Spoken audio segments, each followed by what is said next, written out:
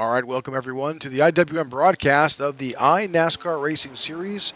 And tonight we are in Atlanta for the first race of the playoffs. I'm Rick Souza here in the booth and hoping that we have a great race. And up front, I'm going to apologize. My voice is a little off and slightly under the weather. And just bear with me. We'll do our best to get you all the information for tonight's race.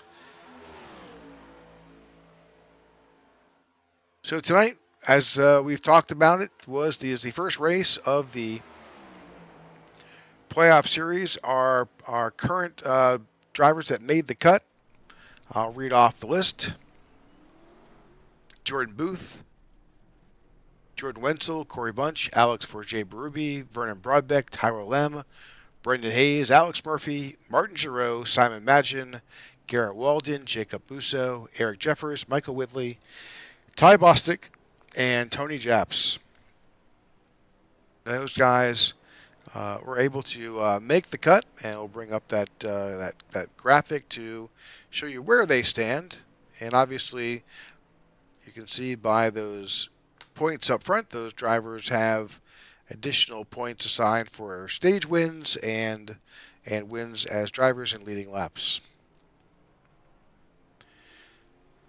So, but everything changes starting tonight. So we now turn our focus to the battle for the top 12 because that's the next cut. Just a few races away, we will cut to from 16 down to 12. And one of the important things to note here is there's only 19 points that separate 4th through 16th. So these next 3 weeks are going to be chaotic as drivers need to take every opportunity given to them to maximize their point payout. So getting stage points versus not could be a deciding factor in who will advance into the round of 12. So there's 35 seconds left, and we'll move on to qualifying. And then, as you are well aware, if you've been watching this series, we will take a 5-minute break while we conduct a driver's meeting, and then we will be back. Current team championship points. Right now, you see Full Throttle Motorsports out in front, followed by Roadrunner and 40 XLI sitting there in third. One of the segments that we do talk about is who is not and who is hot. So tonight, who's hot? You know, he finished on the podium in 13 out of 26 regular season races. He's the regular season champ, and the previous race winner, Jordan Booth, is the hottest driver on the circuit right now. He has a race-winning car in Atlanta in the spring before an ill-timed caution ruined that finish. So look for both 40 XLI cars to be up front. Joining them, the man who hasn't had a finish outside the top 10 since Gateway, we think that's going to be Vernon Brodbeck. Who's not tonight? Well, the 94 of Michael Whitley can't seem to have anything go right for him the last month and a half. So with one lone top 10 finish in 6 races, he's going to need to climb out of this hole in the first round of the playoffs.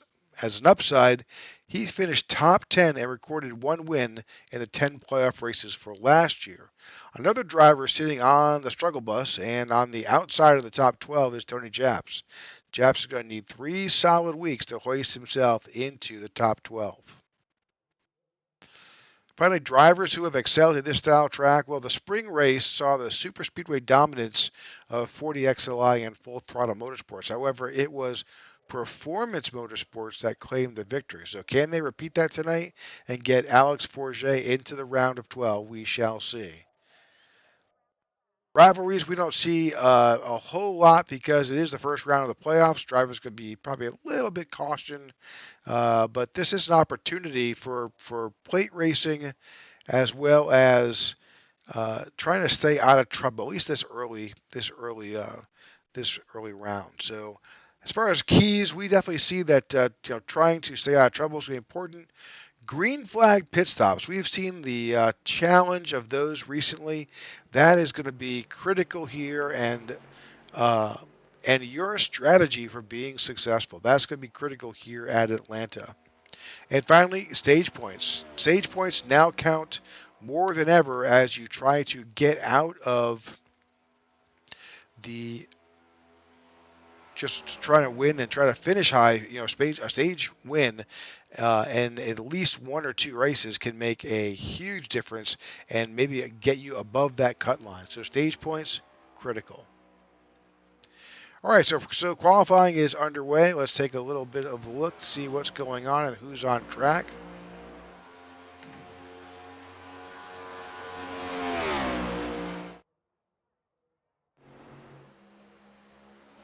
See if we can bring up some details or best time. All right, this is currently Corey Bunch on track now.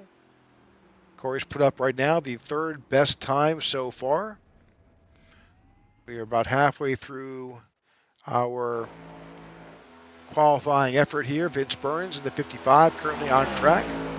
And if you're watching the screen and you say, hey, there's a bunch of drivers outlined in red on the tower or bright red in the crawl, those drivers are our 16 playoff drivers. So you don't have to search too hard to find a playoff driver. You can see right there as they're outlined, get you a little bit better look to see what's just happening. Another playoff driver, Ty Bosick, on for his qualifying event.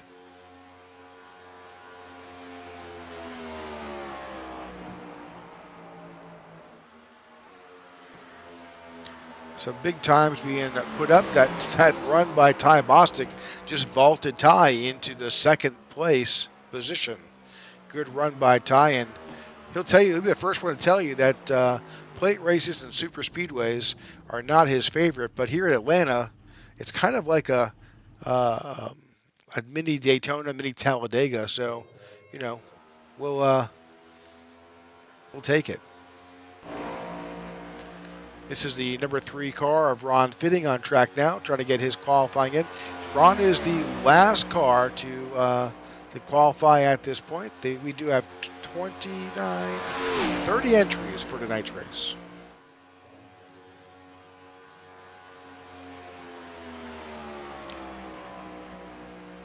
All right.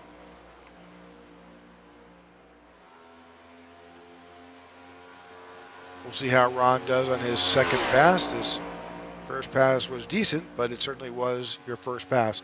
The second lap is always fastest here in Atlanta.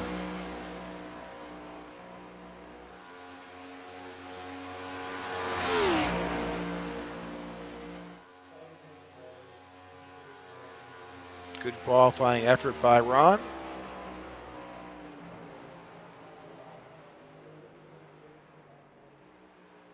All right, that pretty much wraps up qualifying with just with 1 second left.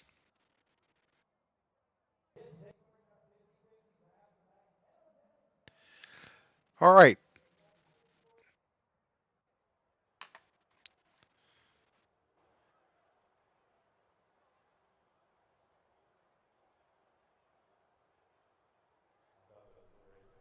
All right, with 5 minutes left for a pre-qual, we'll kind of cover the race facts for today, and again, bear with me as we make ourselves through. So.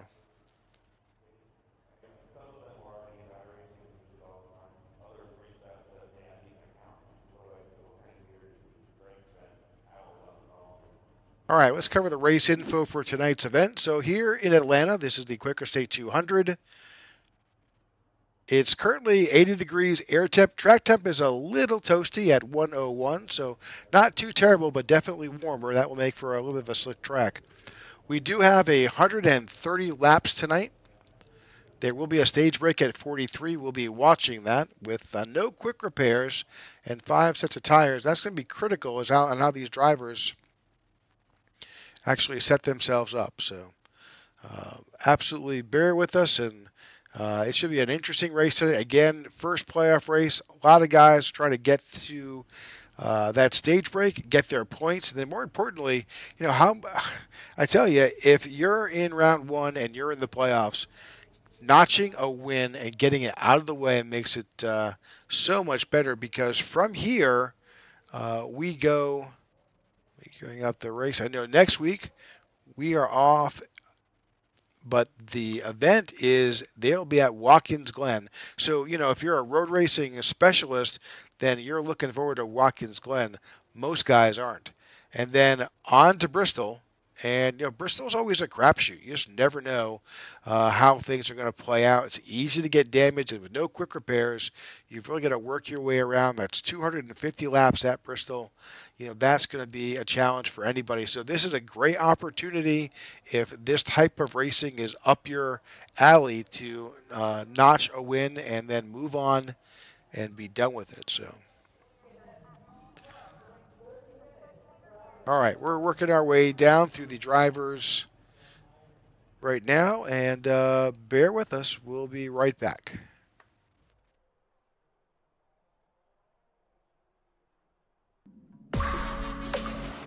Our mission at Coastal Financial is to provide comprehensive financial planning solutions tailored to each individual's unique needs and goals, with the aim of empowering our clients to make informed financial decisions and achieve their financial potential.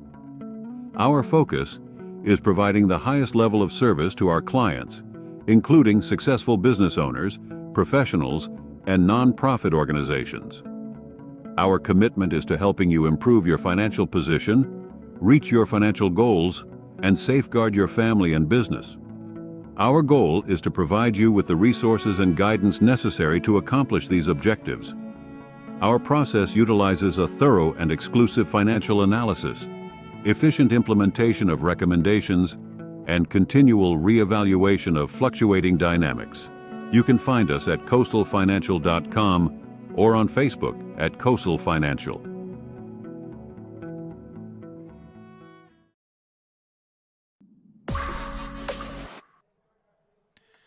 All right, folks, we're just about a minute and 10 seconds away from going live. But, I really enjoyed this track. The reconfiguration, some people will be like, well, they could have left it alone. But, no, I think it really has added a whole new dimension to that baby Daytona, baby Talladega. It really is the fastest mile and a half on the circuit right now. And, it's just a whole lot of fun to watch. There's great opportunities for drafting and pack racing. So we're looking forward to tonight's event. So bear with us as we get together. We're almost ready to grid up, and we'll get that grid together for you as soon as we can. About 30 seconds or so away till our drivers' meeting is over.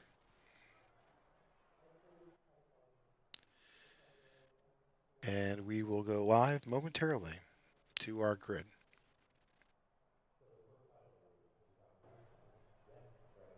Again, we thank you for tuning in to the IWM broadcast of the iNASCAR Racing Series. We know that you've got a choice as to what you do on your Thursday nights, and we especially appreciate you tuning in tonight to tonight's event. So thank you again, and if you can, like and subscribe, and you'll stay up to date when other events happen. So bear with us. All right, looks like our little break is up. And we should have that grid for you as soon as our drivers begin to make their way onto pit road. Oh, there we go.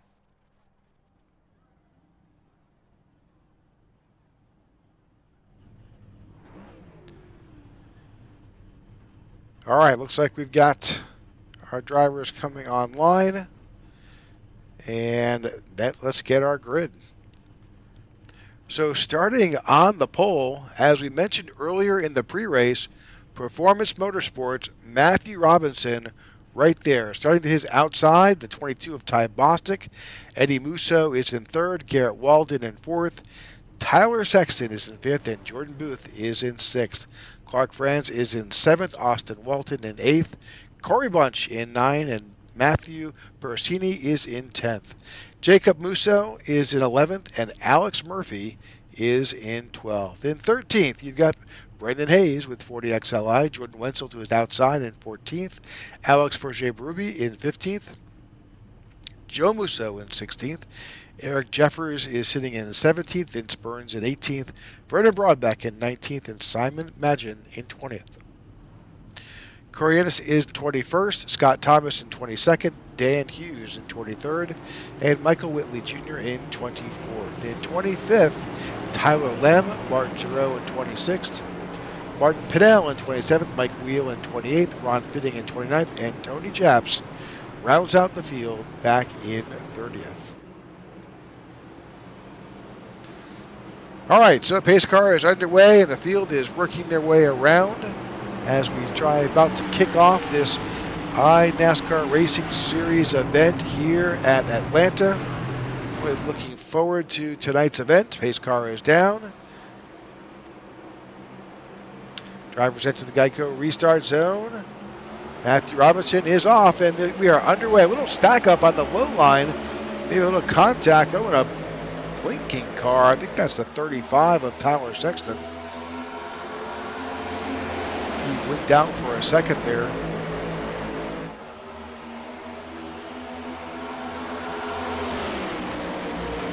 little hard to see that number, but yeah, that is the 35 of Tyler Sexton. Ty Bostic is on the high line, gets a great run and moves up to the front. He's got the 43 to his tail, 41 behind him, as that high line begins to make a good jump. Ty Bostic I thought he was going to remain on the high line, but nope, he just slipped down, and he is now dropped down in front of Matthew Robinson, takes over first place, and will end up leading a lap. He can stay in that position all the way around. Up on the high side, the 43 of Garrett Weldon. He's got the 41 of Jordan Booth in the 40 in the XLI car right behind him.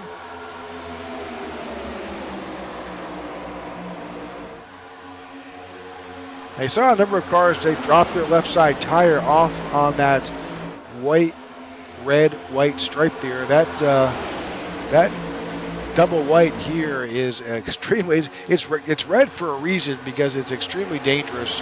There's enough of that apron where it meets the racing surface is super easy to upset that car. So 41 gave a big bump to the 43, vaulting him over into leading that outside line. You could definitely bump draft here for sure, but it's with this track being only a mile and a half, there's not a lot of straightaway straightaway opportunity to bump draft your way around here. So super easy to upset a car.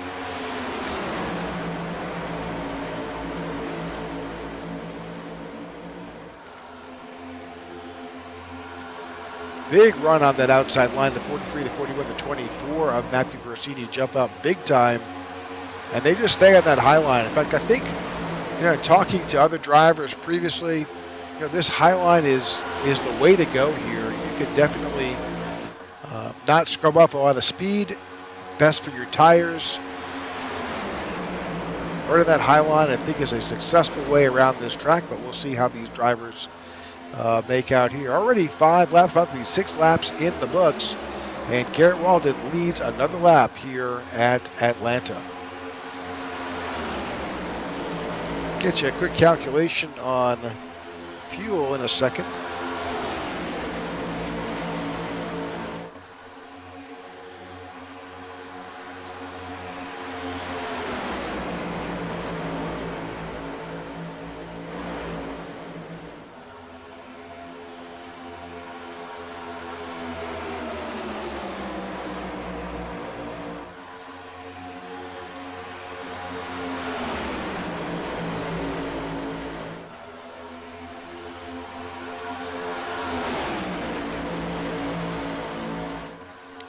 Bear with me here. So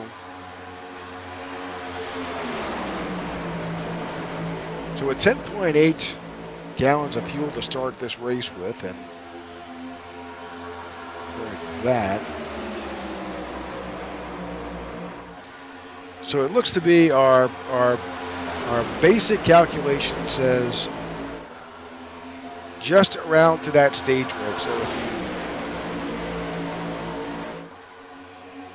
as stage break is at lap 43. I'm calculating around lap 40. They're going to need fuel. I guess it's possible to potentially stretch it out, but it's going to be close. The last thing, though, you want to do is run out of fuel here. So we'll see how that all plays out.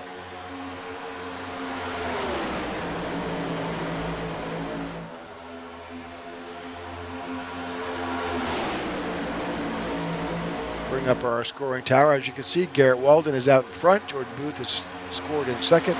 Ty Bostic in third. Again, those red backgrounds indicate a playoff driver. So,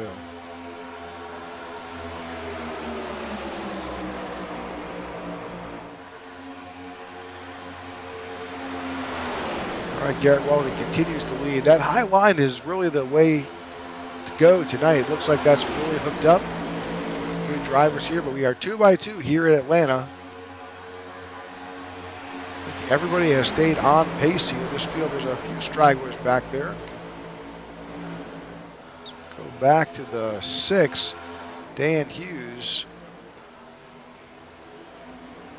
And the leader's about to come up on top of the 50. That 50 is Martin Giroux. He was on pit road, and he is going to get lapped. But I'm thinking that maybe Martin's, he's gone in early, got his fuel. He does not need to stop.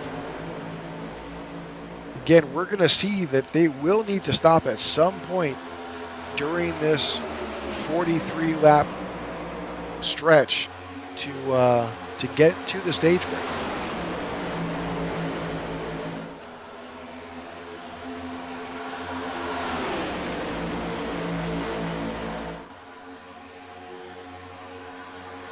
Not sure if something happened to the 50. He is back on pit road.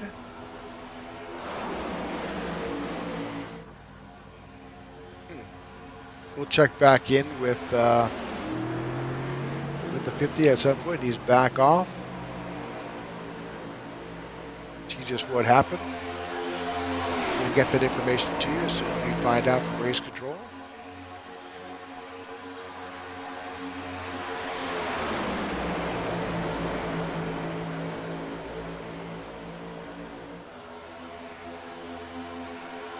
All right, but the 43 of Garrett Walden continues to lead here with a 41 tucked in behind him. The 24 of Matt Persini is right there, as well as the 30 of Alex Murphy. Ty Bostic continues to lead that low line. He's got the 1 of Matthew Robinson right there. That was your pole sitter.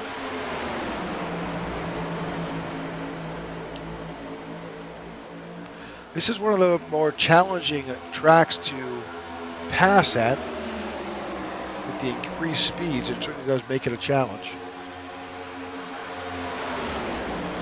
As you can tell by looking at the track map, there is another group of drivers led by the 79 of Scott Thomas, which is dropped off the pace. They're a little bit behind. There's about a 7-second gap that this first lead group has over that second group of drivers.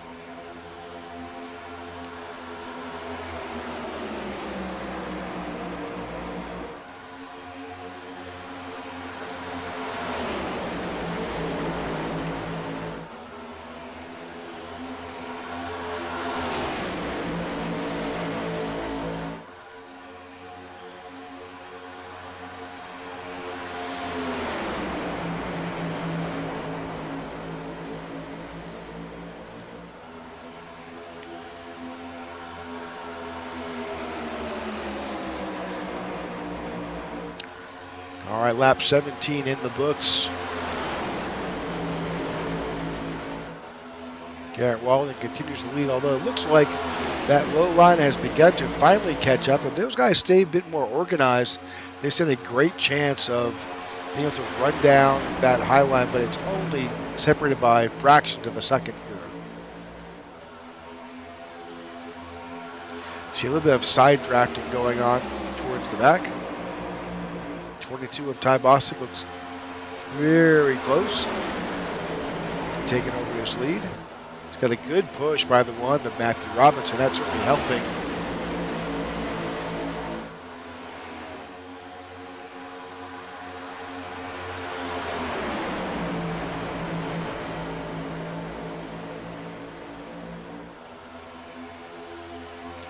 They are definitely very close to the 50, about running up on the back of 50, Martin Giroux.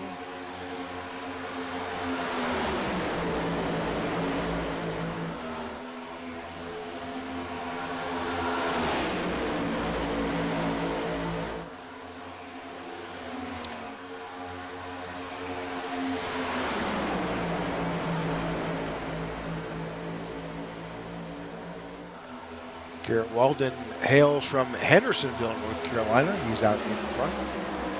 That's about just shy of an hour and a half from Charlotte, about an hour outside of Asheville, if you're familiar with the area. Ty Bostic, who's in that 22 down below. Ty actually is from Rockingham, North Carolina. That's about an hour and a half further east of Charlotte.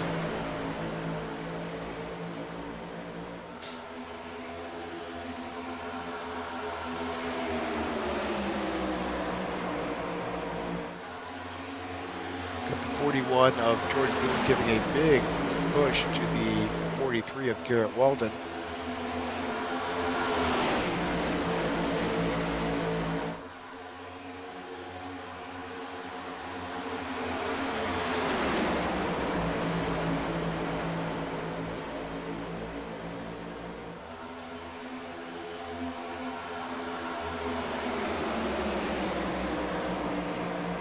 And the 50 is right there now. He's moved up in front of the low line, which that worked out okay. That's not always so easy. And then he dropped off.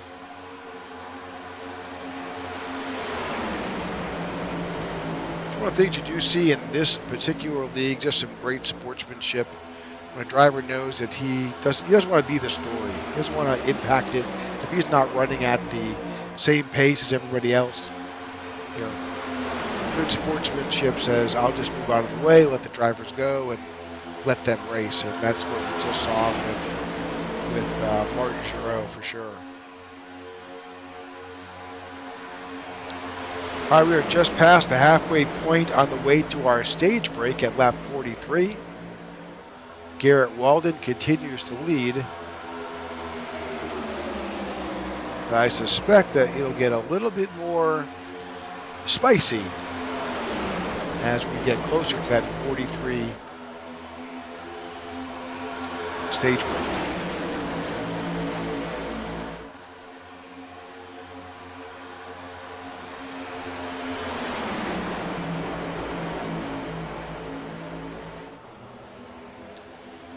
Again, thank you for tuning in to the IWM Broadcast Network as we bring to you the iNRS Racing Series.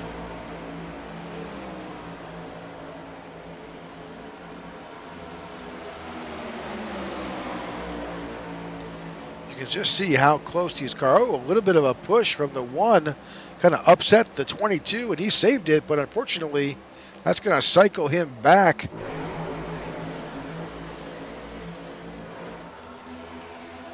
Let's move the 22 way off.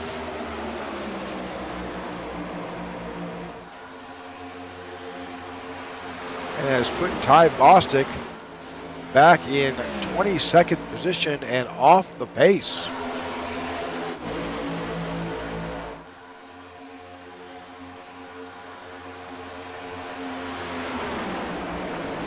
That has allowed that high line to really run.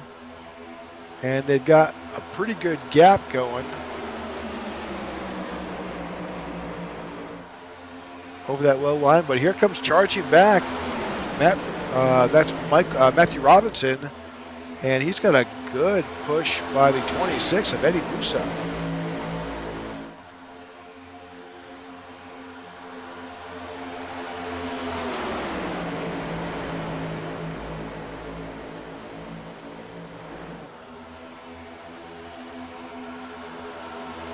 All right, lap 28 in the books. Ty Bostic is now in the pits.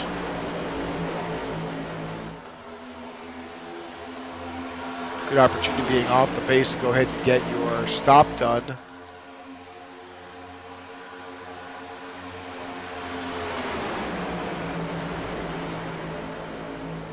Unfortunately, here at Atlanta, you kind of enter off of turn 3, and that really makes it a long way around to get in and out. So it's going to be nearly 50 seconds. That's 50 seconds to get on pit road, get your service done, and then get off. Ty Bostic took fuel only, and he is back out, but unfortunately that has cost him a lap. He is, I'm sure, expecting everybody else to have to do the same thing. Getting on and off pit road here is a little challenging for the drivers. So if that was his plan, to drop down and get on the apron and work your way around, then that certainly costs him some time. But if we see that happening to others, we'll point that out. But here we are, lap 30. And what was that high line is now moved down to take over that low line, leaving Garrett Walden out in front with Jordan Booth in second, Matt Perosini in third, Matt Robinson is in fourth, and Eddie Musso is in fifth. Caution's out. Caution's out. Not exactly sure why the caution is flown, but Jacob Musso may be involved. Let's see if we can find Jacob on track. Yep. That's the 25 car. Let's see if we can find out just what happened here in the replay. So you see the 25 car, Jacob Musso. Oh, unfortunately, he got a little bit of help. That's the 15 of Clark Franz that may have come down and had some contact. And unfortunately, these two guys collide. Oh, and the 25 gets the worst of it. Definitely some damage amongst these drivers here at lap 32. Well, that is unfortunate for a driver had gone in earlier.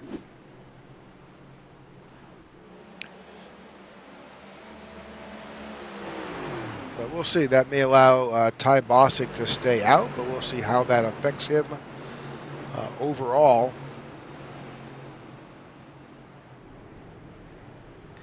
Expect the rest of the field to make their way down onto pit road.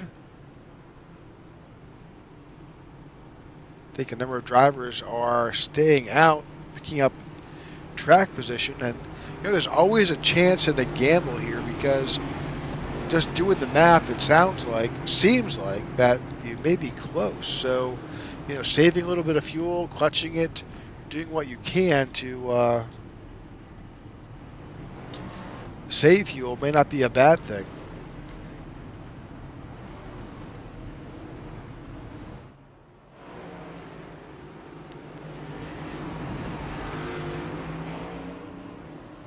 Now we got different strategies on pit road. We saw, Alex Murphy just basically take fuel only. Looks like Jordan Booth just took right sides. The rest was a full 4-tire stop.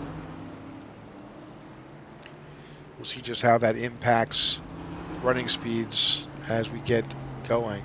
So with that cycles a number of drivers up to the front who did not pit at all. That's Jordan Wenzel, Corey Bunch, Vernon Broadbeck, Vince Burns, Eric Jeffers, and Dan Hughes. Those top 6 drivers did not pit and consequently have run themselves back up front. Now, the good news is that did unlap Ty Bosick,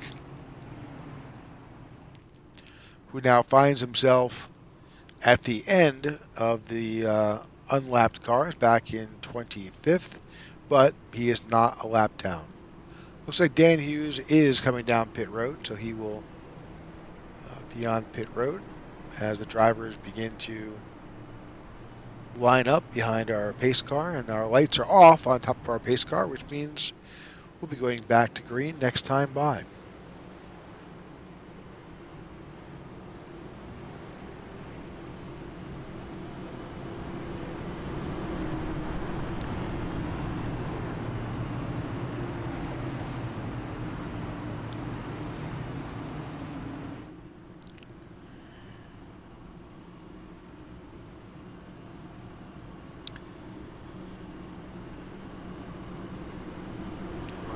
I think the 81 of Jordan Wenzel has lane choice, and he has opted for the outside line. He'll have Corey Bunch to his inside as we begin to put this field back together to get on their way of going back to green.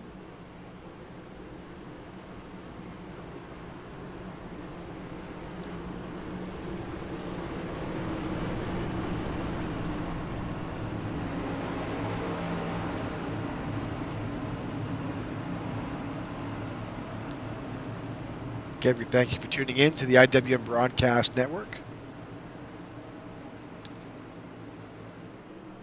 Pace car has dropped off. Car's about to enter the Geico restart zone. And we are underway. Good jump by the 77. He chose to hang back a little bit and leverage that to make a good run and not allow the 81 to get too far. But now we're 3 wide. And 41 is sandwiched in between those two lines. The 55 of Vince Burns to the outside. 77 down below.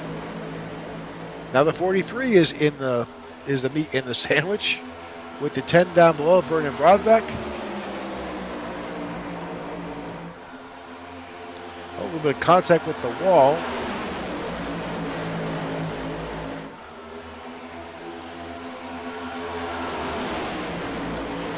That was the 35 of Tyler Sexton.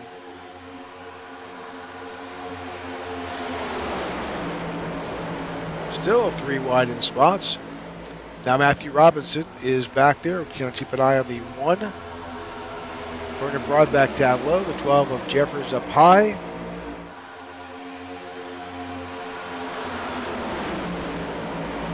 Oh, car spinning. 55 of Burns into big wreck. Lots of competitors involved. Car upside down. And there you have it, big wreck here. Garrett Walden, Simon Magin, Joe Musso, all involved here.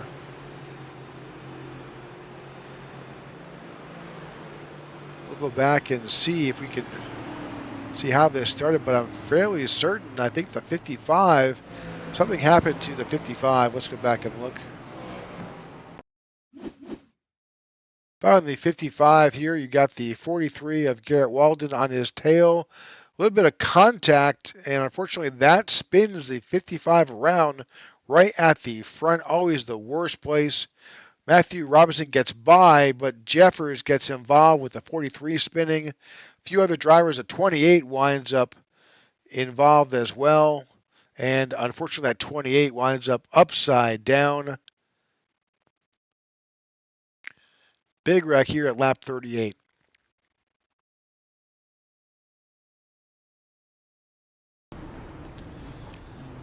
All right, 28 winds up back on his feet, and we have a number of drivers who are damaged.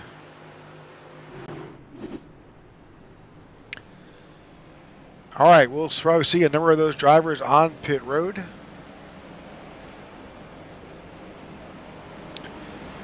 While we are under caution, we will take a quick break. We'll figure out just how this stage break, since the stage break was only 4 laps away, how this is all going to play out here. But we will be right back. ACE HDI provides commercial smart security systems, audio-visual solutions, TV mounting and installation, access control, and surveillance systems. In addition, our networking division can provide business networking and Wi-Fi solutions. All these systems can be remotely managed through our ACE HTI applications and cloud-based solutions. Running a business these days is a tough and demanding job. Let the folks at ACE HTI ensure that your place of business is safe for your workers and your company assets. ACE HTI can offer you integrated burglar alarm systems, access control and health, and wellness systems to ensure the safety of your employees and visitors.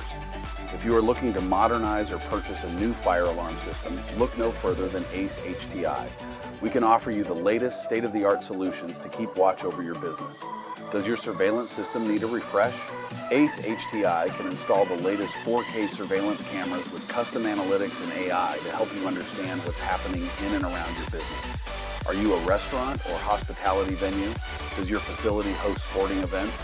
Reach out to ACE HTI for the latest in video displays and audio systems to enhance and define your place of business. ACE HTI service area includes both North and South Carolina. Reach out to us today at 336-941-3171 or via email at info@ace-hti.com. All right, welcome back to the IWM broadcast of the Quaker State 200 here in Atlanta with the iNRS Racing Series. I'm Rick Souza here in the booth. Hoping my co-broadcasters will join me soon because I am not feeling well, but the show must go on, so bear with us in my scratchy voice and we'll do our best. So here we are under caution. Lap 40 is in the books. We'll be going back at lap 41 with a break at lap 43. That will determine the stage breaks for tonight's race. The car in charge will be the 77 of Corey Bunch. He's got the 41 of Jordan Booth, who's outside. The 81 of Jordan Wenzel is right there. And Matthew Robinson, your pole sitter, is just to the outside. A little bit of love taps happening there with the 10 of Verdon Broadback to the bumper of the 81. Cars are entering the Geico restart zone, and we are off.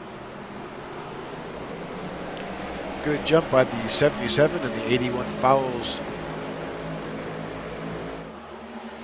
This is a 2-lap sprint for stage points.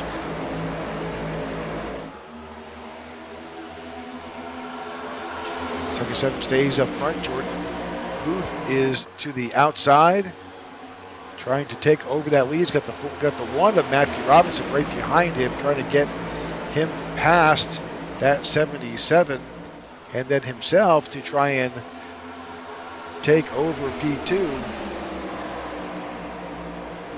Lap 42 is underway now. Again, we'll be going to the end of lap 43, so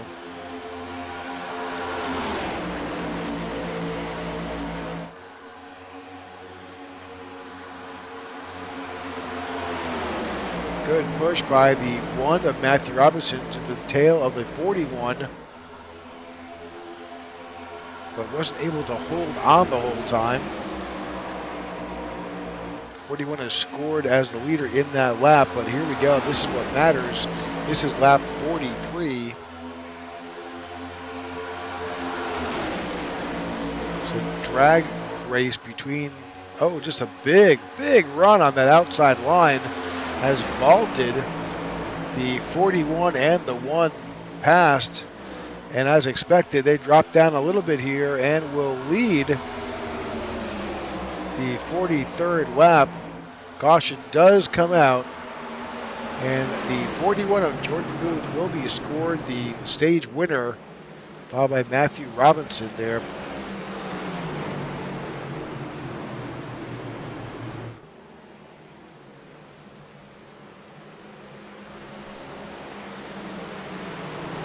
All right, this is a competition caution just for the stage break.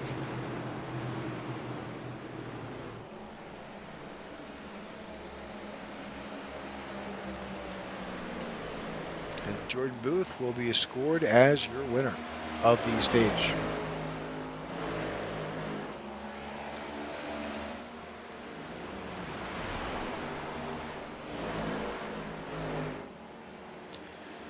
All right, we'll take a little break. We'll go side by side, and we'll be right back.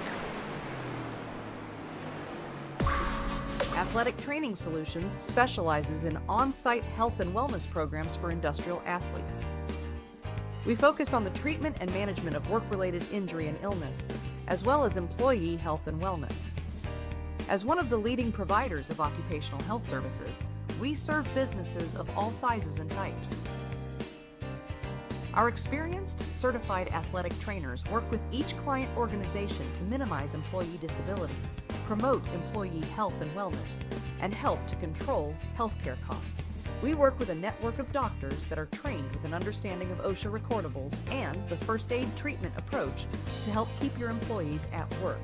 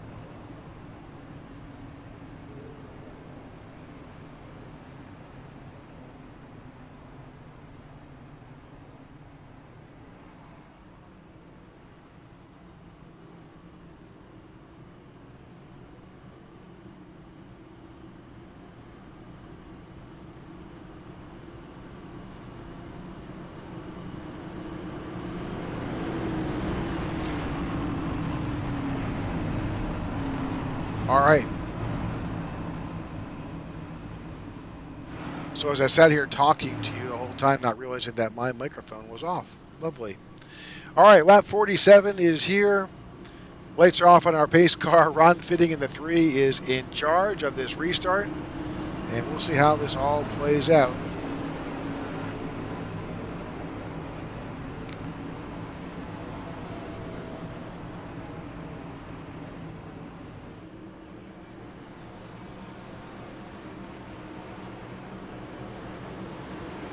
All right, next time a caution comes out, we may take the opportunity to move one of our drivers up here into the broadcast booth and get a little bit of direct on-track pit reporting from inside the cockpit. All right, we're back underway. Good restart by the 3.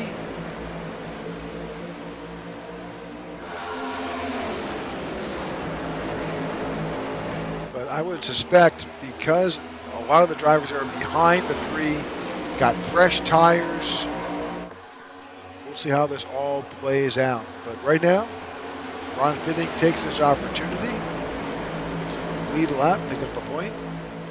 Because while there is a playoff run, there's always drivers that are out there racing for just position. Where are you going to finish for the year? Take every opportunity. Plus, you know, there are drivers there that are outside the playoffs but still want to win a race.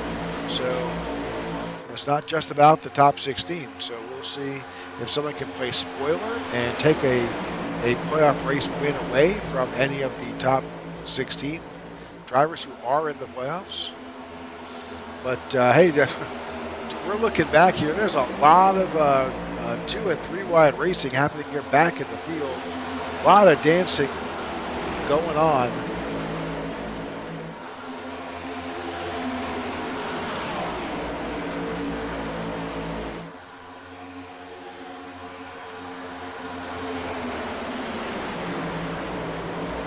Up at the front, Matthew Robinson is taking over that outside line to get the 94 of Michael Whitley Jr., who is behind the 3, the 41 of Jordan Booth, behind Michael Whitley Jr. to the outside, Alex Murphy in the 30,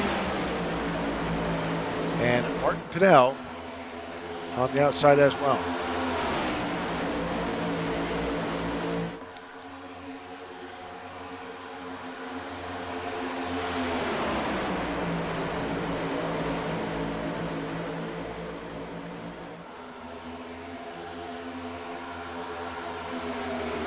Big run by the number 1 of Matthew Robinson.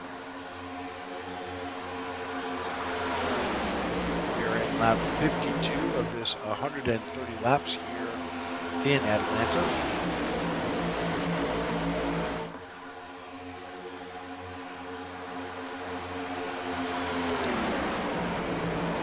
Good 2 wide racing here. Looking a little bit close in the back, that 79 of Scott Thomas. Up there up front to the outside of the 41. Thought he had a good push by the 19 of Alex Fortier, who was also with Performance Motorsports, has moved up into the top 10.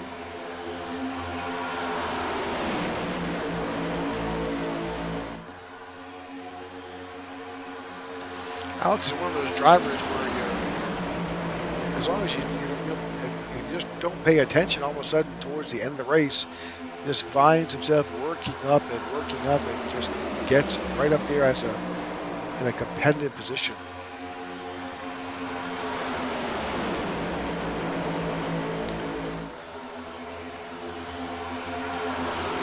Big story right now is Alex Murphy sitting in P2. You know, he started in 12th. Martin Pinnell in the 20.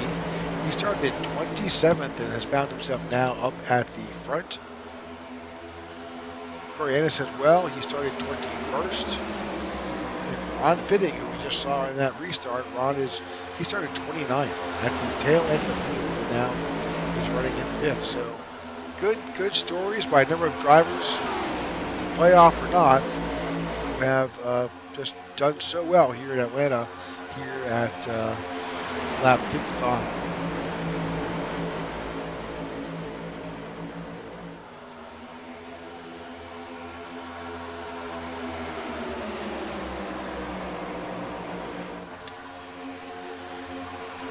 on board with the 30 of Alex Murphy and let him take us around Atlanta.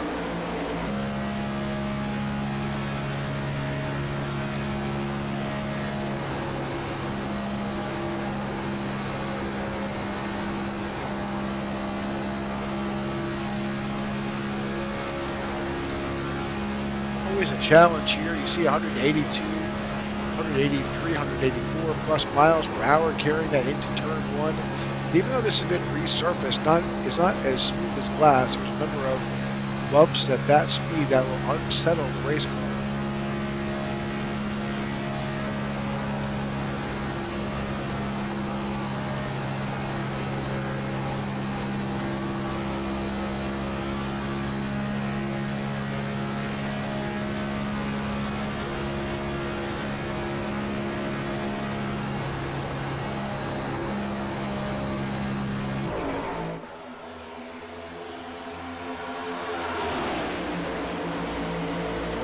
Shot of what it looks like from Alex Murphy's out his windshield as he tucks in behind the number one on Matt Robinson, as here we are lap 58. As we work our way up to lap 65, which will be the halfway point here in Atlanta.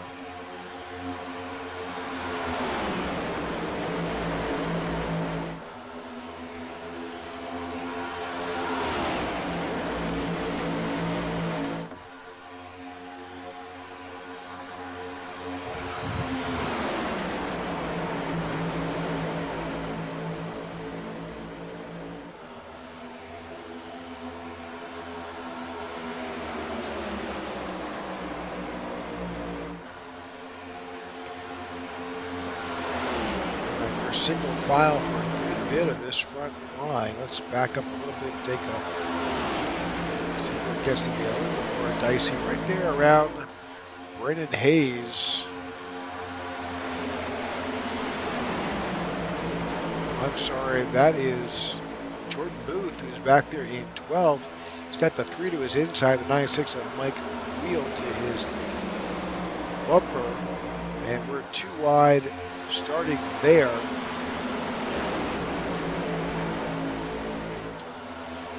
That low line can't seem to get collected enough to really make a difference here.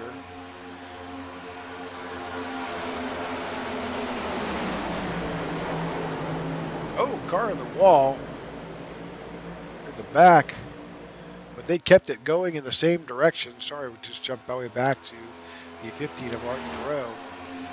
But a little bit of contact there early, but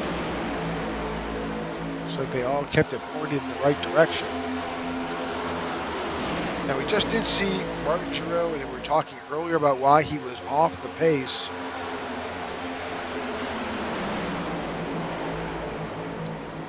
Oh, contact. We're wrecking big time here. 79 goes around. 81 gets through.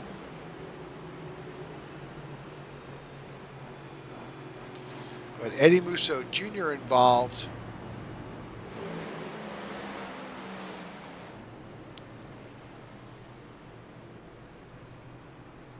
Let's see if we can see also possibly Tyro Lem. We'll see how it goes.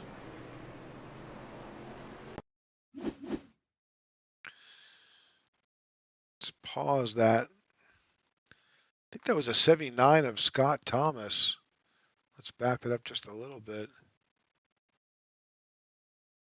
May have got a little bit of help from the 3 of Ron Fitting. Yeah, it looks like a bit of net code there a bit. Unfortunately, 41 is right there. No contact, super close. 96 of Mike Wheel makes it through, and then they're spinning. Unfortunately, they're going to T-bone the 96. The 81 gets collected as well. 22 makes it by. 10 as well down below. 81 has some damage, but can't really tell just what he's got. Looks like Tyro Lem bailed and went down pit road.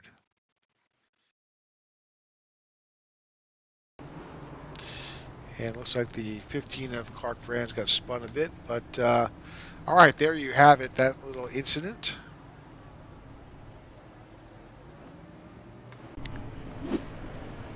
On pit road. See a number of drivers come down and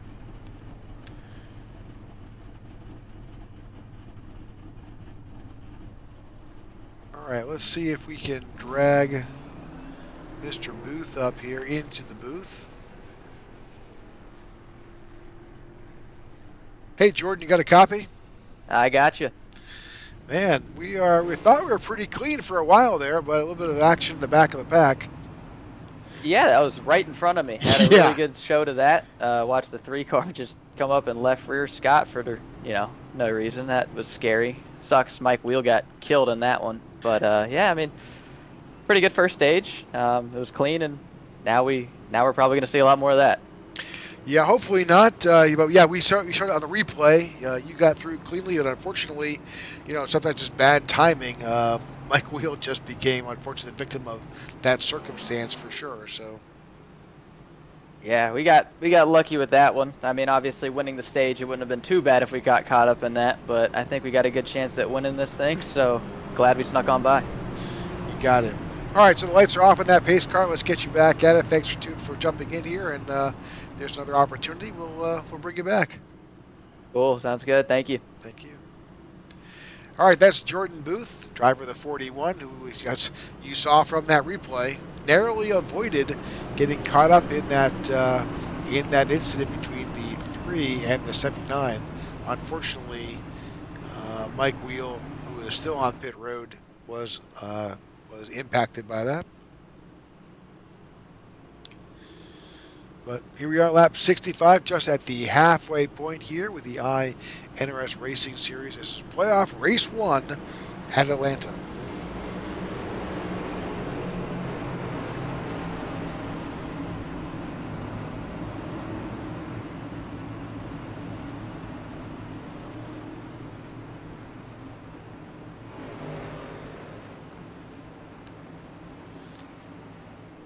All right, pace car is down. 77 of Corey Bunch is our control car.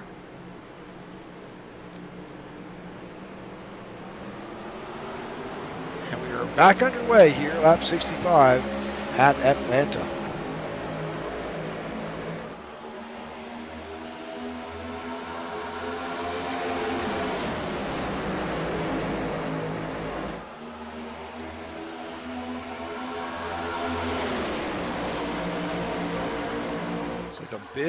Big push on that low line.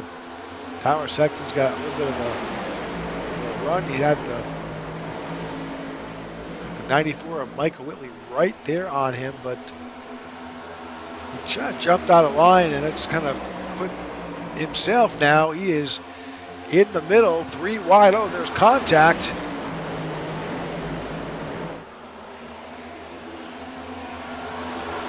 He saves it. Good driving by the 35 of Tyler Sexton. There's a huge opportunity there for a lot of drivers to get caught up in it, but he saved it. And the 41 is right there. He's behind the 81. He's to the inside of Tyler Sexton.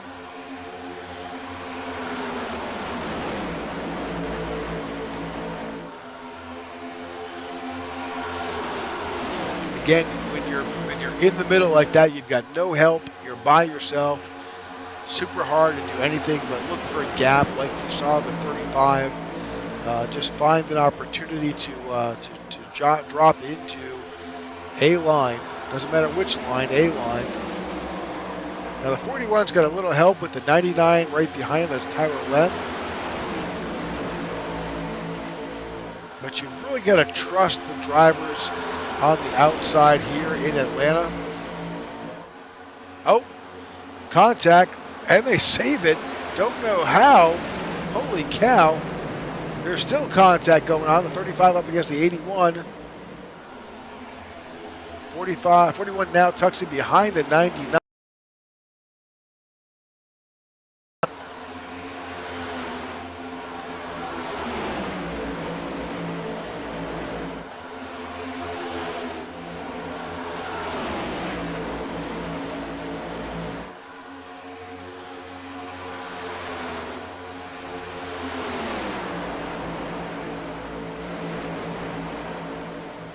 All right, Jordan Booth is sitting in ninth. That's Tyler Ledman in front in the 99.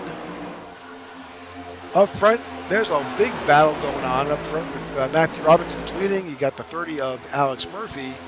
Down below, Ron Fitting is there in the 3. And they're 3 wide behind. That's Alex Farjay Bruby, Corey Bunch. Got the 67 of Corey Ennis. 94 of Michael Whitley Jr. That's all up there.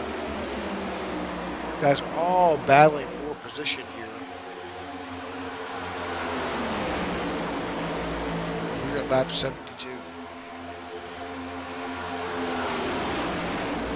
Hey, Chris. Hey, Rick, how you feeling, man? I have felt better, but thanks for joining and jumping in. Yeah, sorry about that. I got off the plane a little late there, but so far you catch me up on the speed. What's going on here? So we're here at lap 73. Seen a pretty good save so far. Yeah, we've seen a couple of good saves over the past few laps. We've seen some 2 and 3 wide racing here. Sometimes intentional, sometimes not intentional. Jordan Booth won the stage.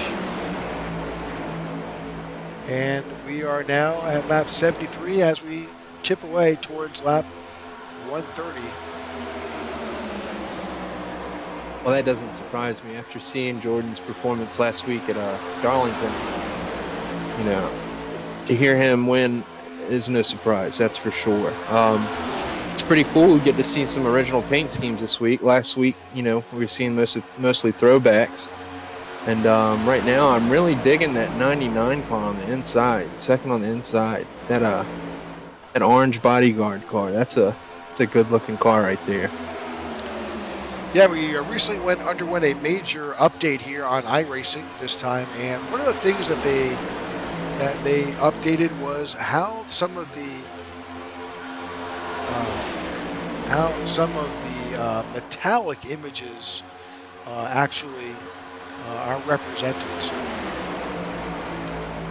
So we'll see that he's got his number, that 99 is in metallic paint, and it pops. It really does. Nice and flashy. You know, it's showing him it's the number 88 on screen, but it shows him in the 99 on his car. It's kind of confused me there for a second. But, yeah, we've got good looking car, Tyler. Yep, bit of a paint scheme mix-up. Their admin was just up there talking about that. Sitting here noticing the 19 of Alex Forget-Beru starting to fall back a little bit. That's one guy I knew who would be up front. He's not afraid to push it from what I've seen. I've raced with him in a couple hosted sessions. He's always fast, always up front. Always, definitely not afraid to push it. It's not a surprise seeing him up front. No, I was saying earlier that Alex Forget is one of those drivers that he doesn't always qualify the best. He was 15th tonight, but he always seems to make his way up to the front towards when it counts towards the ends. Oof. The 5th car on the outside there. I don't know if he got into the wall or car on the inside of him, but it was a little close. Yeah, we've seen that a bit tonight. Rubs here. But that battle right there with the Matthew Robinson in the 1, pushing the 41 of Jordan Booth.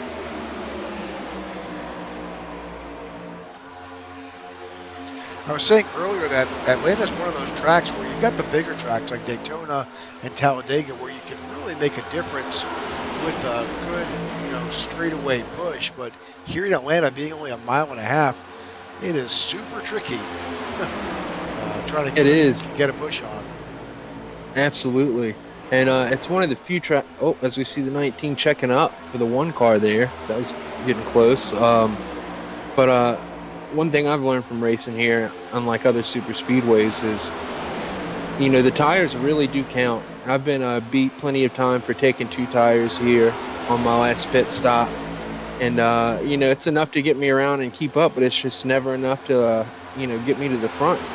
So, I'm interested to see once we get down to the last couple laps, or our last pit stop, how many guys are going to risk it and take 2 for the time, or who's going to take 4 tires here.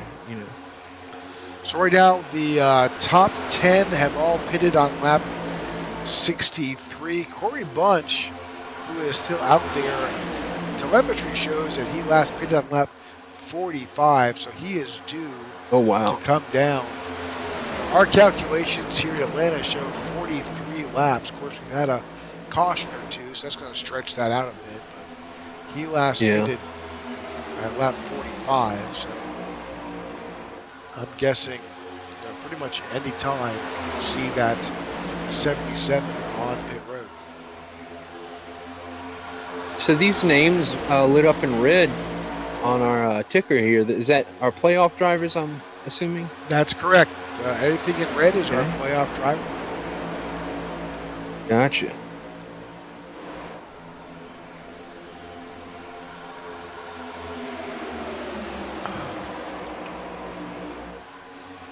And they get around here so quick. The laps just fly by here. Let's kind of bring up our last time by. So right there you can see last time by, they're turning laps just over 30 seconds.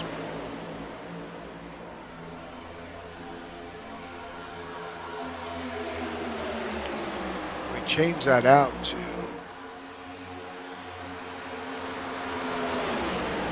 best time. I like what Vernon's doing here in second place. He's sticking that nose out to the outside or the inside, making sure when he enters he's not directly behind. As I say that, he enters directly behind Tyler, but so far I like how he's been trying to save some of those tires. You can do that here. You can, if you're not directly behind him, you can save how much you have to turn that wheel, to get through those turns there, as we see him enter turn 1 right now that way. Go on board with Vernon, just get a feel for what he's seeing. As you see, he'll try to peek out and look before entering the turns a little bit, or you see lets off there just to get some air on the front of that fender, and it just helps the car turn so much. The bad thing is now, Vernon's playing it smart. He's gonna push the leader here until they got a pit, and that's pretty much letting him control the race at the moment. You jump out, you try to pass the leader here, go to the front. You always got a chance of somebody jumping behind the leader and pushing him, or not going with you. Next thing you know, you've lost 10 positions and half a lap. Right now, Vernon's playing it really smart. He seems to know what he's doing here at these super speedways. Doing a good job pushing too. Yeah, especially through these corners. It's super hard to do. Nope. Ooh! Oh wow! It's the wall. I think we jinxed him a bit there. Oh man! Sorry, Vernon. I apologize, Vernon. It's funny. I sit back and watch the IWM Wednesday night broadcast, and you see that so often.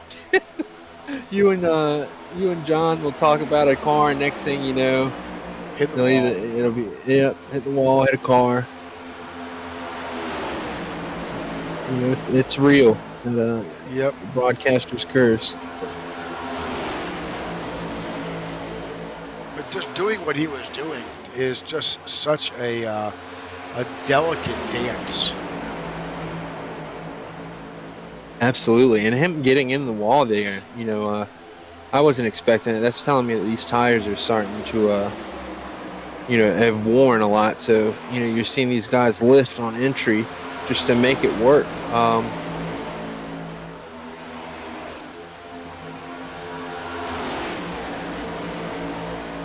right, so we have 20 drivers still on the lead lap.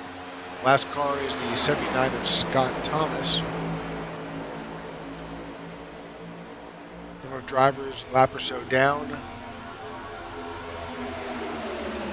But those drivers did pit on lap 79, so there's a good chance as we begin to cycle through pit stops, we'll figure it out. Now, Corey Bunch, I'm guessing our scoring tower is still correct. I still show him pitting last on lap 45. That has got to be a telemetry error. I cannot imagine he has not pitted since lap 45.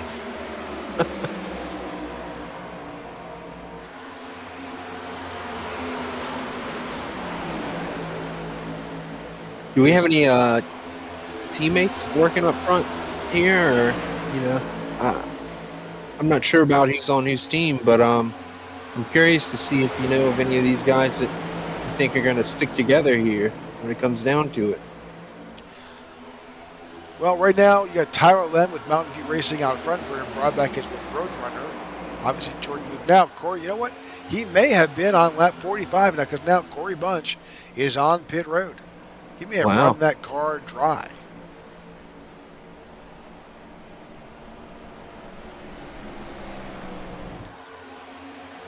Well, bad news, you're pitting by yourself. Good news, at least you know you can make it to the end of the race. Right? Yeah, exactly. Yeah, they're just so fast. He's going to lose so much time here. This is he's definitely going to need a caution to get him bunched back up with the rest of the field. Now you should have access to that same bit of telemetry if you go back to that previous link.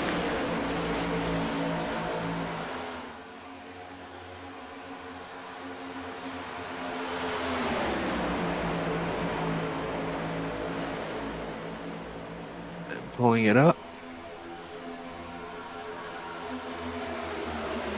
I do. All right, good deal. So Vernon Broadback is now sitting in second, Jordan Booth in third, and our leader Tyler Lem continues to turn leading laps here.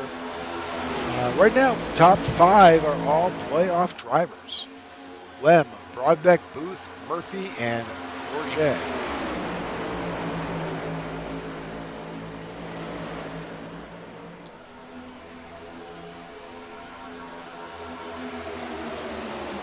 Lap 95, just 35 laps to go here before we wrap up.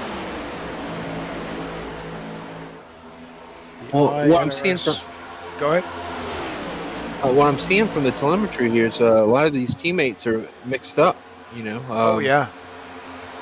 So with that being said, I wonder if they're going to try to get together for pit stops, or have a team maybe pit short, or stretch the fuel out, or what. But right now it doesn't look like there's a lot of teammates side by side or close to each other, besides Matt Pierce Sweeney and Garrett Walden sitting 12th and 13th.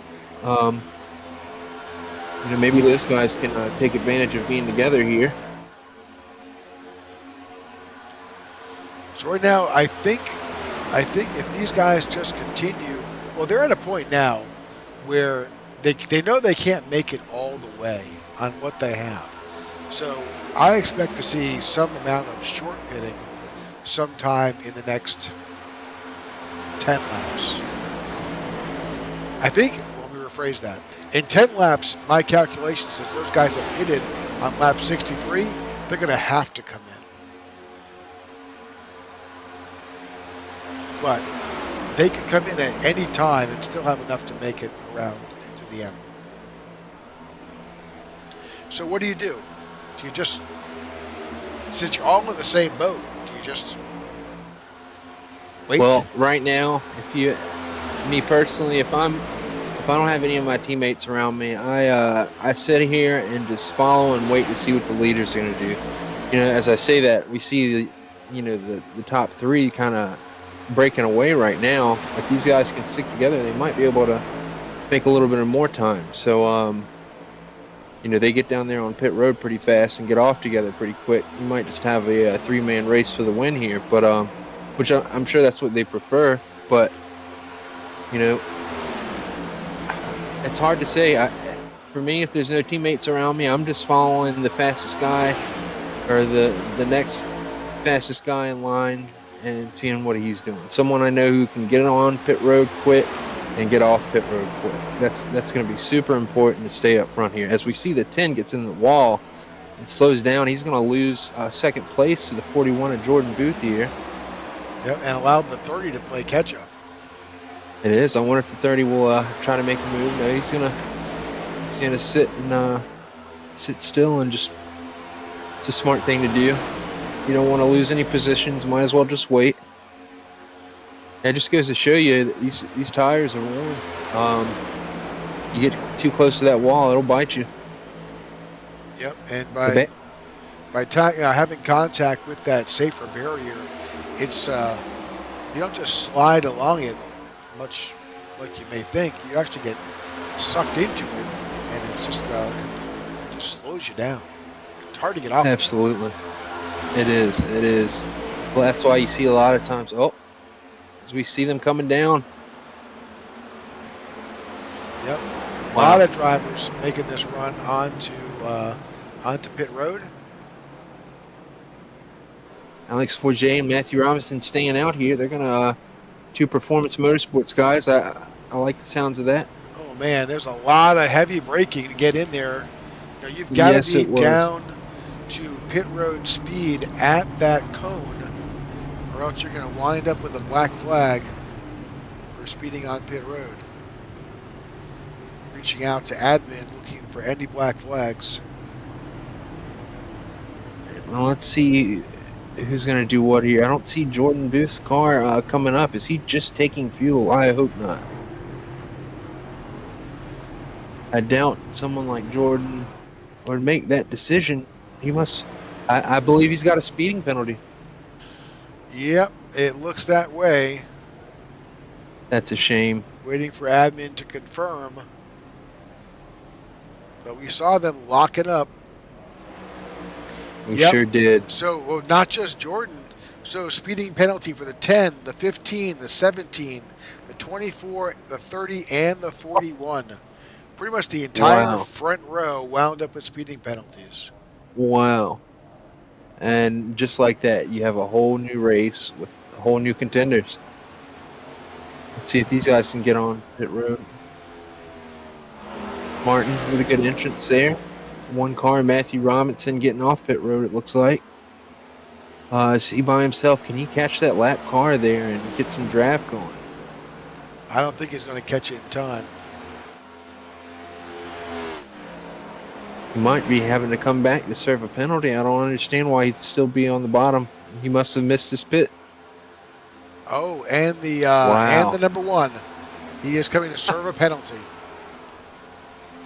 Wow, big shakeup up well, front. That changes everything. That puts the number 19 of Alex Forget-Berube out in front,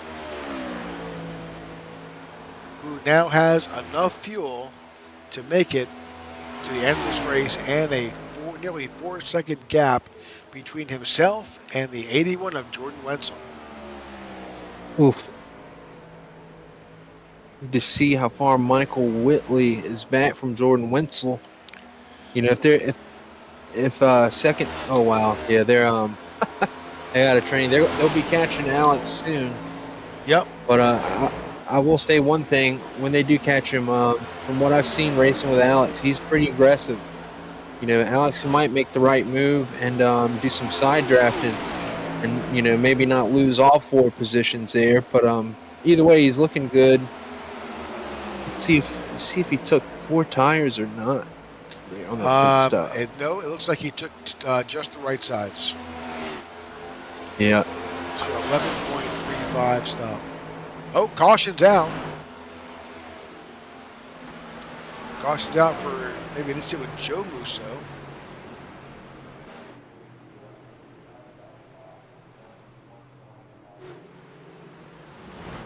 Not sure what happened to the 28, but we can go back and look. This actually is it's a good thing for those drivers who were penalized there. Absolutely. So watching the 28 here of Joe Musso. Got that 6 right there of Dan Hughes. He was not clear. No, he wasn't. Looks like they just came together there. Yep, some significant damage on that 28 and the 6, for that matter. Oh no, Joe Musso. Been waiting to say that. It's probably the worst time I could have said that, but All right. So damage in the incident here, only our 5th caution of the night for Joe Musso and contacting Dan Hughes in the 6. Number of drivers are on pit road.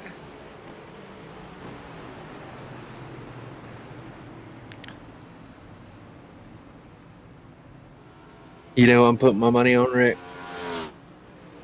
Tell I'm gonna me. put it on Big Southern. My boy Ty Bossick. Sitting 6th place right now, sitting pretty. I know he can get it done. I was talking earlier about Bostic. You know, this is, if you talk to Ty Bostic and say, hey, what do you think about super speedway racing? He is going to tell you about how much he dislikes it. But he's, and I think, but he races so well at super speedways. He's a very strategic driver, from what I've noticed. He's always trying to get the most out of the fuel. Very patient when it comes to running in his pace, and he's not afraid to give it the throttle when you need it. He's not afraid to get up there and duke it out when it's time to go fast. You see a lot of guys like this in the league. The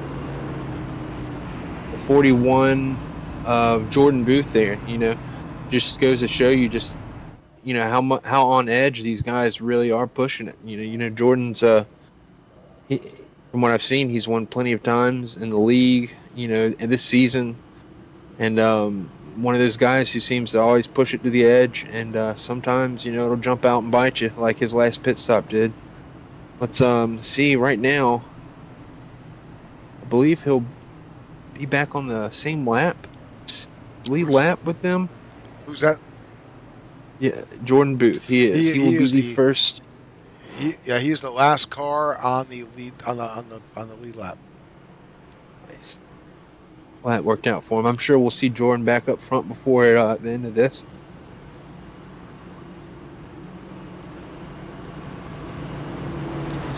So this puts Alex Marubi in charge on this restart. He will have Jordan Wenzel to his outside with just 22 laps to go.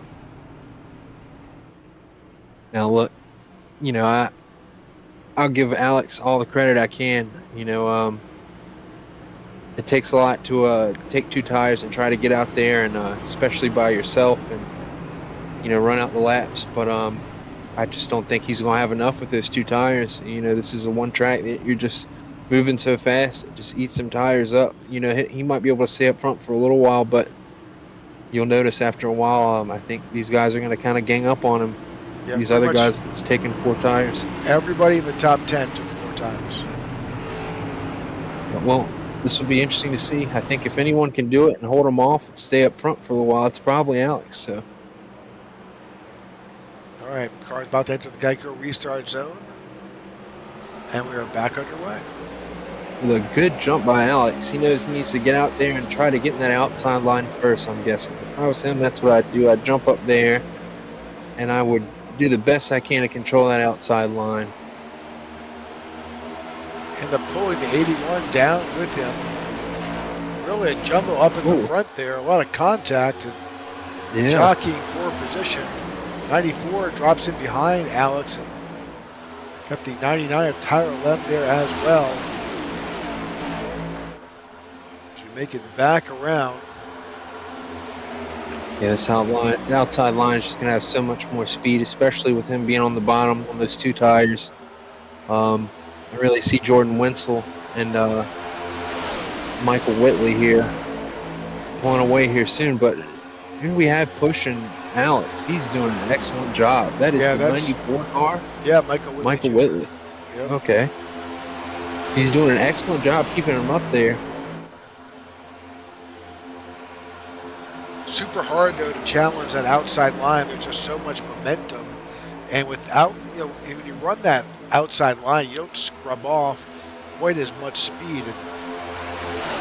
Absolutely. It's the fastest way around with the least amount of tire wear.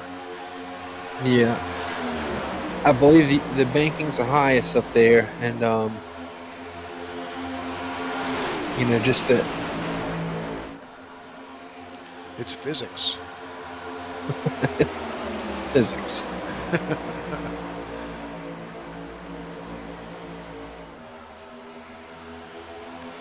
18 laps to go here in Atlanta. This is our first playoff race. Jordan Booth won our stage, but unfortunately he is relegated right now back in 14th and trying to get his way back up to the front. Ooh. Oh, we found this.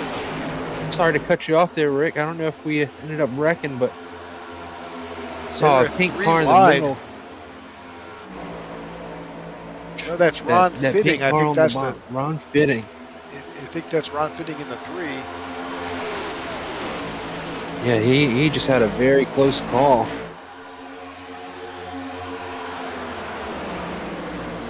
Looks like he just kind of drove up into the guy on the outside of him there.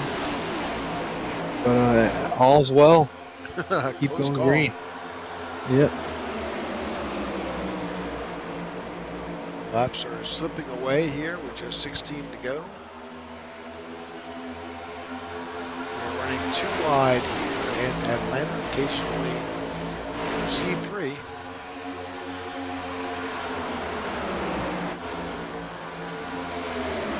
Of Jordan Booth, Garrett Walden back there in that pack of 4, kind of lost the oh wow, lost the lead. Yeah, it looks like Jordan had to sacrifice and not take those tires there after he got the penalty. You know, he might not have, he might have just taken enough fuel to just get out of pit road too, so we'll find out here soon. Looking back through this pack here, we're getting towards the end here. Things are getting a little spicy. It is. These drivers. It sure is. With 3 wide at the tail end. Absolutely.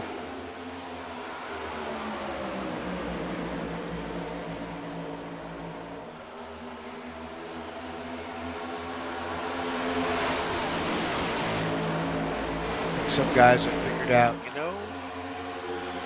with just 14 laps left, it's just not worth going 3 wide.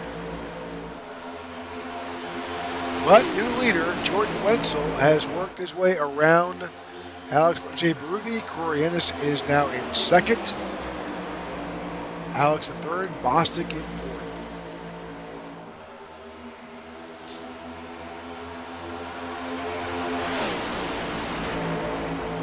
Yeah, and someone needs to get the memo to Michael Whitley Jr. to get around Alex here. He's going to just keep falling back with him.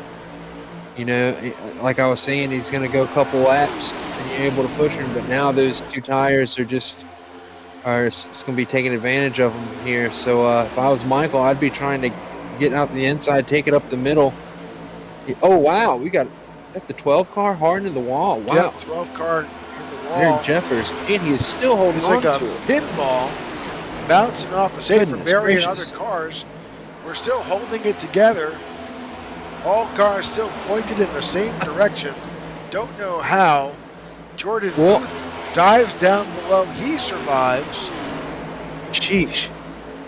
Something must be broke on that 12 car. It's oh yeah, look at the right front. He's got a major toe link is broken. Absolutely. So he slammed the wall so hard he broke that right front toe link. That tire is pointing in the wrong direction. He has probably got a meatball flag on that car. Yeah, I'm wondering what he's going to do here, Yeah, you can't continue to drive for 11 more laps. No, you sure can't. I mean, I'm sure just like everyone else, he knows it's a super speedway racing, 10 laps to go. Yep, and just like I called it, are we going to see a caution with this wreck? They keep it together still. Wow. Yep, That's incredible. Yeah. Still all good. Now, that doesn't mean we're not going to, something can't happen at a later date.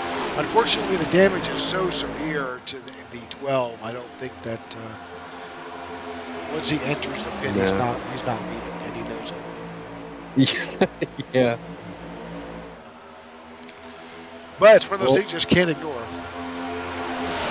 Well, I do see Michael Whitley as he takes over the lead for a second on the inside. He's able to get around Alex there. That'll be good for him. As we have, who's that we have pushing him? The 77, is that Corey Bunch? That's Corey Bunch.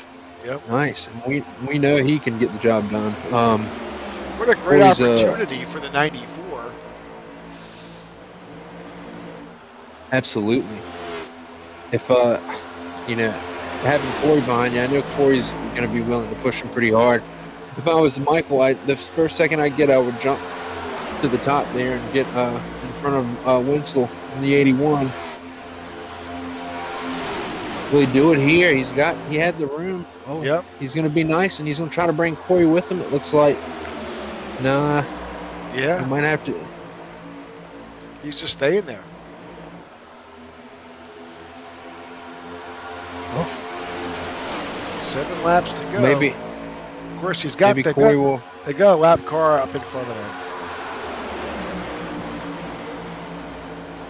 That's the 79 of Scott Thomas, who has stayed down low. And unfortunately, wrecking. 81 and the 77 go around. Corey Bunch to the outside. Those guys are both in trouble. It's such a shame, too. Both of those guys were in perfect positions to get the job done tonight. Going back and looking at the replay here. So a little bit of net code, unfortunately. iRacing strikes again. Yeah, that's unfortunate. All right, we're now under our 6th caution of the night for, of no fault of their own, some contact between the 77 of Corey Bunch and the 81 of Jordan Wenzel. And unfortunately, that has, I think at this point, taken away their chance for success here. And interestingly enough, that puts Michael Whitley Jr. out in front here. And he will take this restart. By the time we go back to green flag, we'll probably just have 3 laps to go. So we're going to take a quick commercial break. We'll be right back. Stay with us, and we'll see you for this exciting finish here in Atlanta. HDI provides commercial smart security systems, audio-visual solutions, TV mounting and installation, access control, and surveillance systems. In addition, our networking division can provide business networking and Wi-Fi solutions. All these systems can be remotely managed through our ACE HTI applications and cloud-based solutions. Running a business these days is a tough and demanding job. Let the folks at ACE HTI ensure that your place of business is safe for your workers and your company assets. ACE HTI can offer you integrated burglar alarm systems, access control and health, and wellness systems to ensure the safety of your employees and visitors. If you are looking to modernize or purchase a new fire alarm system, look no further than ACE HTI. We can offer you the latest state-of-the-art solutions to keep watch over your business. Does your surveillance system need a refresh? ACE HTI can install the latest 4K surveillance cameras with custom analytics and AI to help you understand what's happening in and around your business. Are you a restaurant or hospitality venue? Does your facility host sporting events? Reach out to ACE HTI for the latest in video displays and audio systems to enhance and define your place of business. ACE HTI service area includes both North and South Carolina. Reach out to us today at 336-941-3171 or via email at info@ace-hti.com. All right, we are back to Atlanta here in the Quaker State 200. First playoff race of this round of 16. Lights are off on the pace car here in our 6th caution between the incident with Corey Bunch. And unfortunately, he and the 81 of Jordan Wenzel are in the pits for damage. Hope they can make it back out and finish. But that puts Michael Whitley Jr. in charge. Now, what an opportunity to win a race and punch your ticket into the round of 12. Well, he's sitting in the best position to do it right now. Let's see if Corey Ennis can help get him there.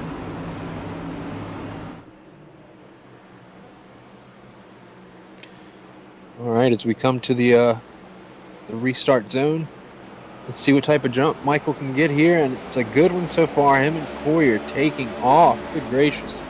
Tyler on the outside, starting second place, is able to get a decent start behind him. So he dropped down. That puts Ty Vostok there in fourth. Well, see, Tyler's going to have a run right here. The question is, does he go for it? I mean, it's 3 laps to go. You got to, right? Look at him. There he goes. Lots of dancing going on. Nice. See, working their way. Oh, and he's going for it. Look at Tyler. Absolutely. He's shaking it up. Faked him out a little bit. I like that move. Now he's got Ty Vostok, who I know can do a great job at pushing here, as much as he does not like doing it. I think he's got a perfect guy behind him to help get him win. If we see Jordan Booth hauling tail, I wonder if he's going to go through the middle exactly as he does. Booth it looks up like to 7th. He's got them fresh tires, and he is ready to rumble. He is looking for a way to the front. If we come to the white flag out of 4, Michael Whitley Jr. leading the race with Corey Ennis right behind him. Tony Japs in 3rd place. Who are we going to have? As Jordan Booth is being pushed big time on the outside with a huge run. He's going to have a huge run going into 1 and 2. He is up to 4th. What great recovery after that earlier incident. Man, Michael Whitley Jr. is doing a lot of mirror driving right now. He needs to be as wide as he can to block that 67 from getting around him. Corey Ennis is a... Oh my gosh, he wins the race. Photo finish.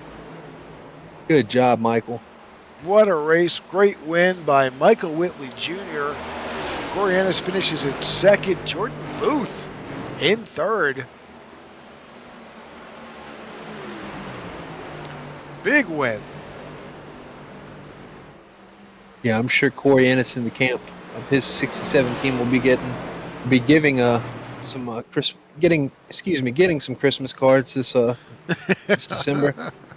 He definitely helped Michael out a lot there. Made for a great finish.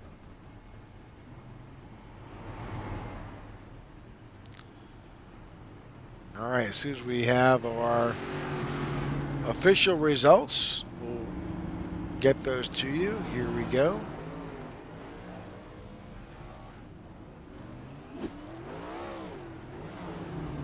All right, results are in. Michael Whitley Jr. wins the Quaker State 200 here in Atlanta. Corey Ennis in 2nd, Jordan Booth in 3rd, Tyler Lem in 4th, Tony Japs in 5th, Ty Vostok in 6th, Joe Musso in 7th, Garrett Walton in 8th, Ron Fitting in 9th, and Vince Burns in 10th. 11th place will have Vernon Broadbeck. 12th place will have Eric Jeffers. 13th will be Martin Pinnell. 14th will have Alex Forgay-Berube. 15th will have Tyler Sexton. 16th, Matt Pear-Sweeney. 17th, Austin Walton. 18th, Corey Bunch. 19th, Alex Murphy. And 20th will have Matthew Robinson. In 21st, Simon Magin. Jordan Wenzel finishes in 22nd. Scott Thomas, 23rd. Martin Giroux in 24th. Jacob Musso, 25th. Clark Franz, 26th. Dan Hughes, 27th. Eddie Musso in 28th. Mike Wheel in 29th. And Brandon Hayes in 30th. All right. I'm sure Michael is celebrating, but we do have Jordan in the booth. Let's bring Mr. Jordan Booth in. Jordan, I don't know how you did it. I don't know how you got back up to get to the podium. Yeah, that's a great question. I wish I could answer it, but I have no clue. A great job in getting back up after that, all that melee going in the back of the pack that you survived. Yeah, I shot myself in the foot by speeding on pit road. That wasn't smart. Got lucky with a lucky dog, got back on the lead lap, and then had to restart behind everybody. And of course, half the people up there were just hoofing it out there on, excessively damaged cars, and lost the lead pack. Got lucky with a caution, kind of got back up there. And then, funny enough, I told the 19 I'd go 3 wide with him if he went. And whenever he went, I couldn't react quick enough and kind of hung him out to dry. So I apologize to my adversary, the 19. I definitely didn't mean to leave him out to dry. That wasn't the intention at all. I just didn't want to cause a wreck. Well, Jordan, yeah. let me ask, if you don't mind, when you were in the back there, did you, after that penalty, did you take tires or did you not take tires? Because I saw you riding in the back, and were you just trying to play it safe, or did you just not have the tires there at the time before that last caution? No, I took tires. It's just I didn't have the people around me that I needed to get back up to the front. I suffered a little bit of damage and just couldn't really lead a line. I could push really well. I could do that all night. It just got stuck behind some cars with damage, and that caused us to lead the initial pack or lose the initial pack. And then some cars hit the wall and slowed everybody down, so that lost us another 2 seconds. And then we'd make up a second, and then somebody else would cause us to slow down. So just a combination of things couldn't let Garrett and I get back up there, because I mean we were locked nose to tail for 3 straight laps, and we'd make time and then just lose it all again. Yeah, gotcha. Well, I saw it was game on once you on that restart there. So great job getting to 3rd place there. Yeah, thank you. You got it. Any shout outs tonight, Jordan? Yeah. First off, Nate Lamb, he took me to Darlington. We went, and I got to see my boy Chase Briscoe win in person. Nothing's gonna top that for quite some time. So shout out to Nate. That was amazing. And then Mike Wheel, short notice, whipped up that just badass paint scheme tonight. That thing was sick. I was so happy with it. And then, Brendan, he had to start and park it tonight with going to see with his mom. So, it's just unfortunate for him. Going to be a tough playoff road ahead for him. But just did a good job. Overall, it was cool being the in race kind of interviewee. That was cool. So thank you for allowing me to do that. And that was cool. But no, it was a good night, and hope it was enjoyable. It sure was. All right, there's your 3rd place finisher, Jordan Booth. And now let's see if we can bring in our 2nd place driver, Corey. Corey, welcome to the broadcast booth, and congratulations on your P2 finish. Oh, thank you. I appreciate it. So it was a wild night tonight with all kinds of action happening, but you wound up where you need to be towards the end for sure. Oh yeah, it was a mess out there. My teammates had some bad luck, unfortunately, but came out in the end, at least for us. Yeah, tell us a little bit about that last restart. What was going through your mind on that as you try to find a way to get to the front? My thoughts were just to stick with Michael. He's very good around these tracks, and figured if I stayed with him, I'd have a good shot at the end. I wanted to get a run. I thought about getting up in front of Booth when he got a run on us, but there just wasn't enough time. Yep. We figured there's a lot of mirror driving going on at the same time as well. Well, not only that, Corey, I saw that Michael really trusted to stay on the bottom there and keep giving you the draft. It seemed like he wanted you pushing behind him. So that helped you guys get out to the front and to that outside lane to control the lead there. How does that feel to, also get some help back from him? Oh, it felt great, because once I noticed that the top line was gone, I was like, it's just me and him now. I just got to block the runs from behind and see if I get a shot. But it was good. It was good racing with him. Good deal. Yeah, it's very close to the end there, man. You almost got him. Almost. Any shout-outs tonight? Yeah, absolutely. I want to thank everybody that I stream. So I thank everybody that comes out just to watch the stream. They're here every night supporting me, every race. They're awesome to have, cheering me on. I want to shout out my teammates at Short Fuse, GKM Motorsports. They're always in my corner watching me. Even when they wreck, they're looking out for me and stuff like that. Like I said, they had some bad luck, but shout out to them for sure. And you guys, the broadcast, you guys do put on a great show. Thank you so much. All right, there's your 2nd place finisher tonight, Corey Anderson, the 67. And let's go ahead and bring in your winner, Mr. Michael Whitley Jr. Welcome and congratulations. Man, what's going on, guys? Dude, it's so much better to be on this side of the booth than coming up to join y'all because I'm wrecked. Well, I think you set yourself up for it. One, you joined us in the booth last week. This week, when you look at the at who's not hot, you were prominently featured in that, and then here you are. You won. You punched your ticket. Yeah, man, it's been since Indy, it has just been an absolute disaster of a season for all kinds of issues, from Pocono not running good, getting caught in stuff at Chicago and Richmond, and then qualifying pole at Michigan and getting wrecked, qualifying pole at Daytona getting wrecked. It's been a rough 6 weeks. So this is a monster step in the right direction, and makes the next 2 weeks a lot better. Well, I know I talked briefly at the beginning of this race, and the next two races are not easy. They're both specialty tracks. Watkins Glen, a road course, and then Bristol. Bristol is, Bristol's the Talladega of the short tracks. You just never know how you're going to finish in that race. So being able to knock it out here in Atlanta, I think this you get the gold star for that. Yeah. Road courses, I'm normally I'm not fast, but I'm decent enough to kind of find myself in that 6th to 10th-ish area and just ride.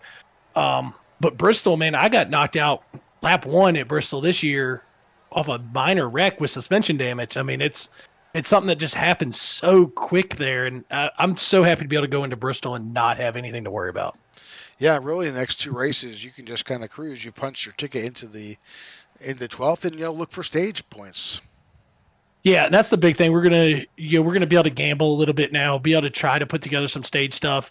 The last few weeks we've in all season without a win, we've just been kind of like, all right, we got to focus on finish versus stage. And now we can focus on stage, and then if we're there at the finish, we're there at the finish. But those stage points are what's going to matter. Yep, absolutely. All right, Michael, any shout outs tonight? Yeah, first off, I got to give a big shout out to Corey Ennis. He stuck with me there. He messaged me under that last caution and said, let's go. And I let him know when I was going in the box. I let him know what we were doing. And when he threw the block on Tyler Lim, I knew, all right, he's here. He's here for the ride. So that the biggest thanks there. And then a big thanks to my team for a little bit, for the motivation, for telling me to stay with it, for trying to keep my attitude up. For Corey saying I was going to be one of the first 4 eliminated, on the podcast. And then a really big shout out to Jordan Booth. He's been kind of my shoulder, my ear to talk to the last 6 weeks while I've been going through this. And he's like, come on, just refocus. The playoffs are what matter. Playoffs are what matter. Just focus and be ready to go then. And daggone if he wasn't right about that. Yep, absolutely. All right, well, there's your winner, folks. Michael Whitley punches his ticket into the round of 12 by winning the Quaker State 200 here in Atlanta. Next week, I think the broadcast is off, but the drivers will head to Watkins Glen for a road race, and we'll be back the week following in Bristol. So, Chris, thanks for hopping in tonight. As you can tell, my voice is not what it used to be, but hopefully we'll be all set by next time we join you. Yeah, well, thanks for having me, Rick. Mike, congratulations on punching the ticket and proving them wrong, buddy. You did a great job in the finish. It was fun to watch. Rick, I hope you feel better. Yep. And that's me signing off. Okay. All right, folks. Thanks for tuning in, and have a great night, and we'll see you next week. All right. Good night, all.